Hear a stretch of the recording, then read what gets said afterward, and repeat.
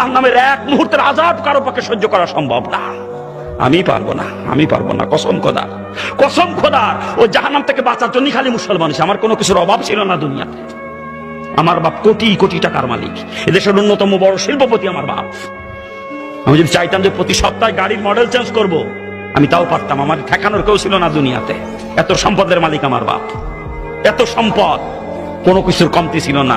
আমি ছাত্রলীগের জেলা সেক্রেটারি ছিলাম, ছাত্রলীগের মাগুরা গভর্নমেন্ট কলেজের বিপি ছিলাম। বর্তমান প্রধানমন্ত্রীর এক সময়কার ডান হাত ছিলাম বলতে গেলে আমি। ওই যে শেখর, মাগুরা শেখর, মাসাদ মুক্তারের ছেলে, প্রধানমন্ত্রীর এপিএস, শোনেন নাম শোনেন না? আমি যখন জেলা ছাত্রলীগের সেক্রেটারি, শেখর ছিল সাংগঠনিক সম্পাদক।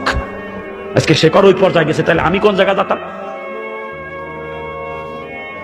কোনো কিছুর অভাব ছিল না আমার বাজান দুনিয়াতে, কোনো কিছুর অভাব ছিল না। কত দাপটওয়ালা মানুষ ছিলাম, কত দাপট ছিল, কিন্তু